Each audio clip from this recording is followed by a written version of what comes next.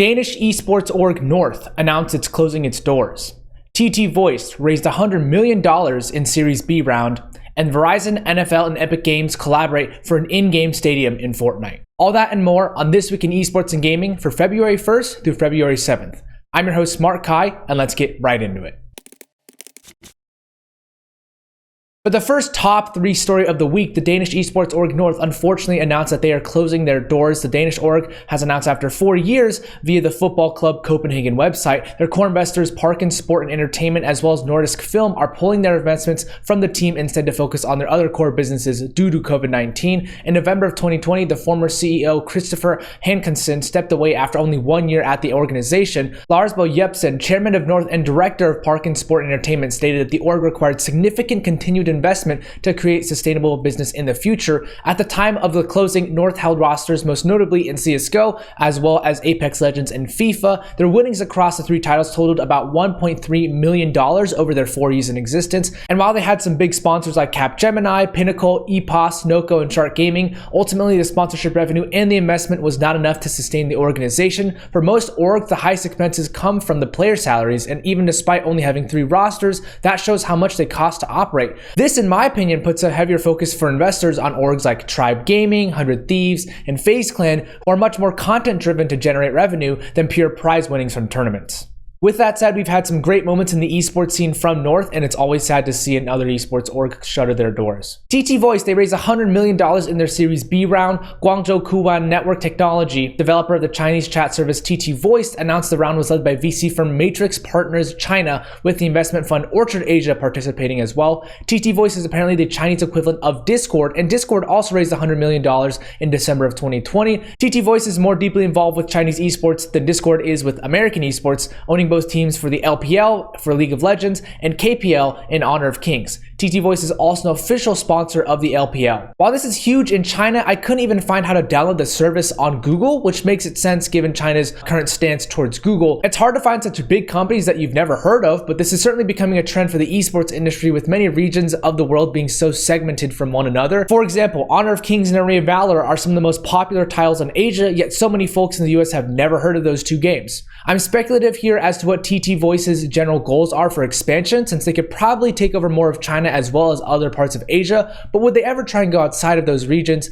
TeamSpeak and Discord have a strong foothold in the US and Europe right now. And last but not least, Verizon, NFL, and Epic Games, they all collaborate for a variety of events, one of the most notable ones being the in-game Fortnite NFL Stadium. Fortnite and Verizon, they teamed up for Super Bowl, creating a digital stadium that will boast football-inspired games, hidden surprises, and live stream events during the actual week, which was this past week, with NFL players, professional gamers as well participating. Myth and Kitty Plays took part in this activation this past week, with lots of streamers supporting the initiative as well, rating those streams. The stadium was made in Fortnite's creative mode with the help of Beyond Creative, and it's a big addition to the map, with not only the stadium itself being added, but also the surrounding area, the car park, the tall buildings, the front park, which also includes a fountain and several small squares of the greenery here. This past week also included Twitch Rival Streamer Bowl 2 that featured Fortnite, and a $1 million prize pool for non-profits, including huge names like George Kittle, T-Pain, Big Cheese Kit, and streamers like Clix, Athena, Nate Hill, Nick A30, Ninja, Tfue, and more. Honestly, the amount of investment Verizon has had into the gaming and esports scene is pretty amazing. While this isn't necessarily 100% esports, getting so many of these big gaming folks together for a tournament must have taken a lot of planning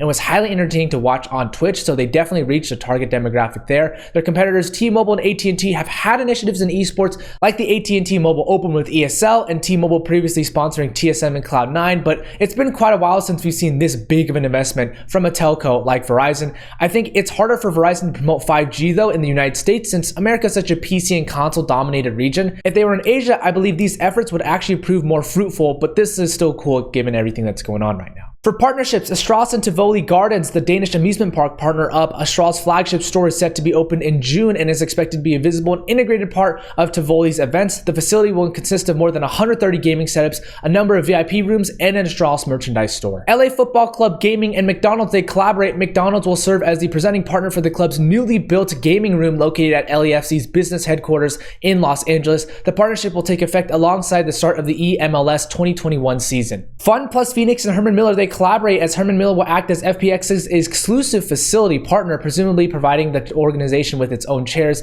And it's the first time that Herman Miller has teamed up with a Chinese esports organization as well. 𝗏𝗏, they partner with Hotel Planner. The multi-year deal will be specifically focused on MIBR's CSGO team as well as Immortals' LCS team, with both entities producing collaborative content. The partnership includes players from both sides sharing travel stories while also giving fans an insight into the day of a life of a player as they travel around the world competing in esports events.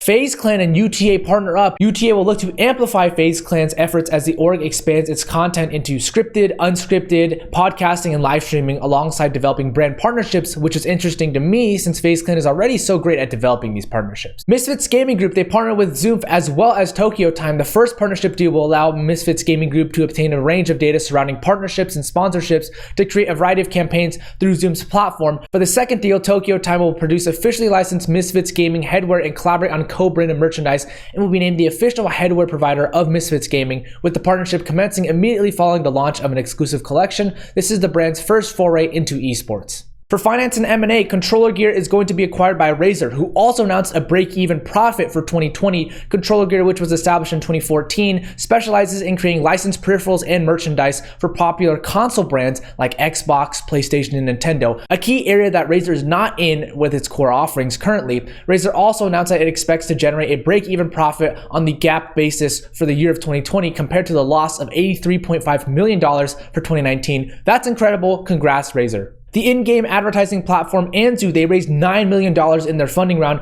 Bitcraft Ventures and Sony Innovation Fund became investors in this most recent round, and the capital raise will be used to expand the company's commercial growth alongside funding sales and marketing initiatives to assist in moving it towards a global scale. 𝗧𝗏 Gamers, they raised $11.5 million with the round led by Founders Fund. The additional funds will be used to accelerate the company's growth, with the firm raising $12 million in their Series A back in October of 2019. For workforce changes, Ryan Crosby joined Riot Games to head marketing and consumer products. Prior to Riot, Crosby worked in a variety of marketing and public relations roles at Netflix, Hulu, Activision, and Microsoft's Xbox division, as well as in mass entertainment. Crosby joins Shauna Spenley, another former Netflix executive who was hired in December by Riot to drive its new entertainment division. This division helps develop and market consumer, music, and animation products for League, Valorant, and Wild Rift. Dave Riggs joined Panda Global to oversee sales and sponsorships. Riggs, the former VP of Integrated Sales and Talent Marketing at WWE, has secured partnerships with Fruity Pebbles, Capri Sun, and Snickers in his past. Riggs has also represented top sports and entertainment personalities in the past, such as John Cena, Cam Newton, Aaron Andrews, Giancarlo Stanton, and the Bella Twins. Tran and Haleigh Durkin joined CSL to bolster their marketing efforts. Tran will oversee the company's marketing strategy for both its tournament properties and its work over the 1,800 college and university partners. Former Rutgers Esports VP Haleigh Durkin also joined CSL as a marketing and social media manager. Hung previously held marketing roles at the Philly Flyers, the Philadelphia Fusion, and 𝗏𝗏.